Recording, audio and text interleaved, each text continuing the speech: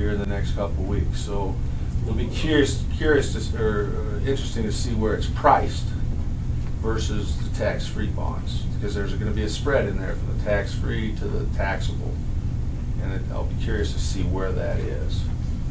So Well, we're interested in, you know, so we want to keep kind of. Yeah, and those options are, I mean, those are certainly options to look at.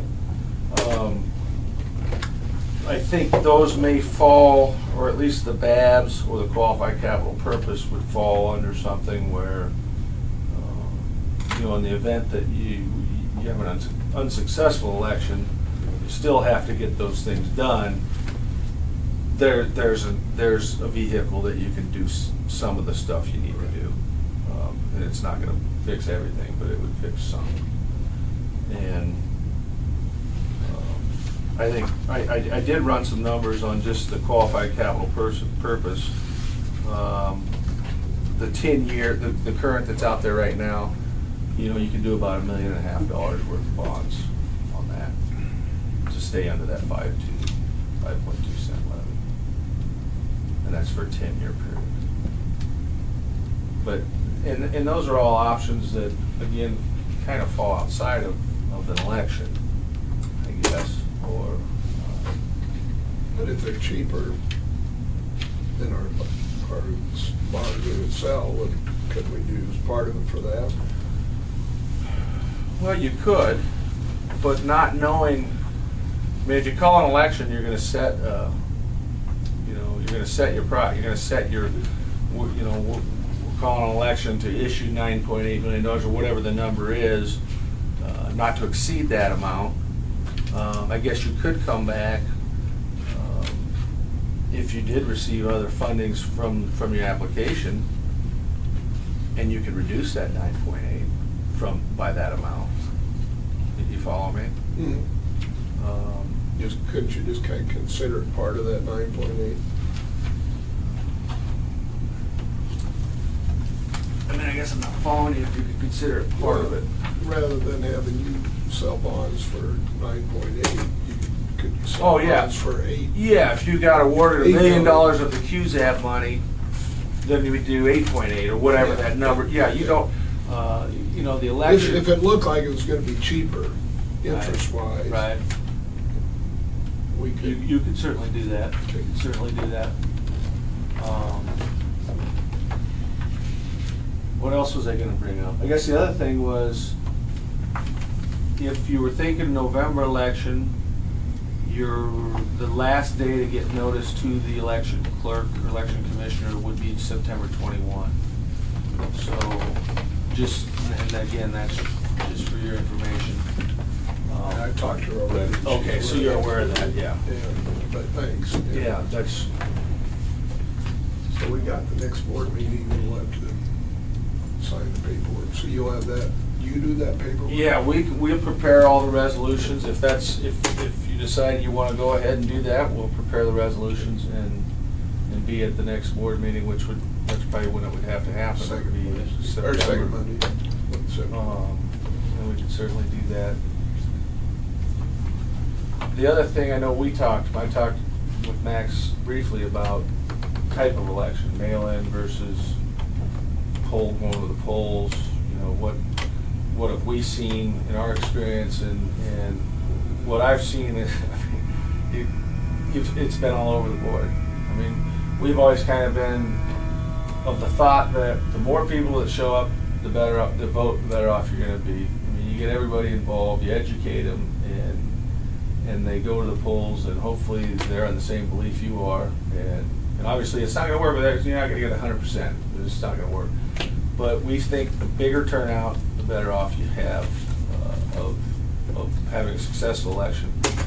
And since I've said that, I will tell you that Ashland ran a bond election last spring or early summer. I think it might have been in May. And it was a mail-in ballot. They had, I think, 12%. It might have been 14% voter turnout had passed. So, you know, there's 12 or 14. Yeah, I think I told you 16, but Jay told me it was 12% turnout, which. So I can't explain that. I mean, but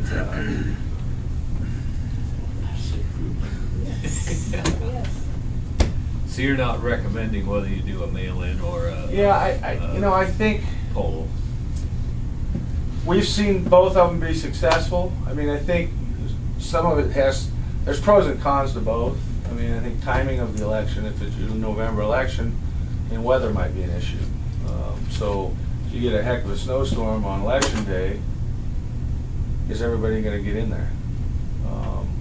If you're doing a polling election, or, going to the polling places. Now, granted, there's a lot of variables involved there, and most folks can get there if they need to. And you can always do your absentee balloting anyway, if you need to. We're more concerned about hurricanes. Yeah, that's right. Last time we had a hurricane, 2 weeks before. Isn't that right? But, it's... Tore everything up. So we don't really have a recommendation from our firm, or from personally, I don't know that there's a right way and a wrong way. I do know in our experience, all the no voters show up, no matter what you do, and we got to do our best job to get all the yes voters to show up. I mean, that's just kind of the way it works. Well, apparently it costs the district less to do a poll than a mail-in. Yeah, just some districts are different than others too. But I did hear those figures earlier, and but you're talking about a cost difference of what, $3,000 or $4,000 or something. So when you're talking about close to a $10 million project, I think you gotta do what you feel is best for you guys.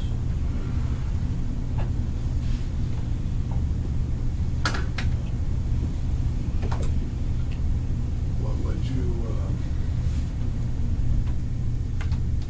you, we can just make a recommendation to the clerk. It's her decision, but we can make a recommendation. Do you have feelings on which way you want to go? If you do you've got to do it 50 days out from the election. Yeah, which is about back to that September 20th. Yeah, you're gonna need that much notice. And In a as special long, election year. she said as long as they're in there the day they count. Or the day of what was appointed as election, as long as they've received them in the office, they count. They come in the next day, then they don't count. The other thing I know on the mail-ins, there's very specific instructions on what you need to fill out, the amount of postage you need to put on it. It's a little more than a normal stamp. I know we've had problems with that, or it was, a year or two ago when we did one of those. Didn't you? So I imagine it's probably the same way now. That did- I mean, they tell you exactly what, the instruction sheet, but you've got to follow it to the T, or otherwise they'll discount, they'll throw it out. She had a postage return. This was Just already. not working in the office, and just if it just doesn't, has Or to just be there. it won't get there, I It guess. won't get there, that's the problem. And our post office is pretty good about getting election materials in. Well, I get mixed feelings both ways. I think you'll get more voters with the mail-in, but it's drug over a longer period of time.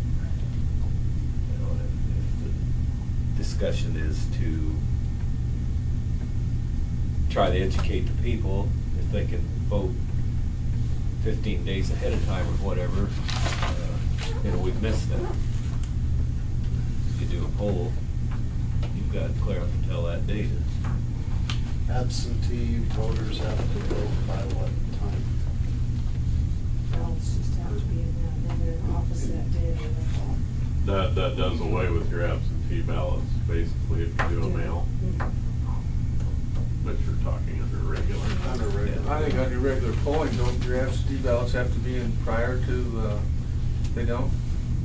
But You have only so how, many what's days the to time get it. frame? I mean, You have to you get it can before. vote, what, How soon do 30 they- days before? or- How soon can they request the absentee ballot? Actually, it's 45 days, but I don't know if in a special election that would. The ballot be ready, the ballot's gotta Yeah, be ready first. ballots will be Yeah. ready. Right. That's always a problem.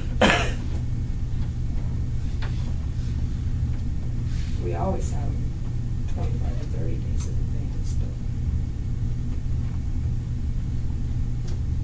And you may not get a larger amount by mail-in. General poll. If I truly thought,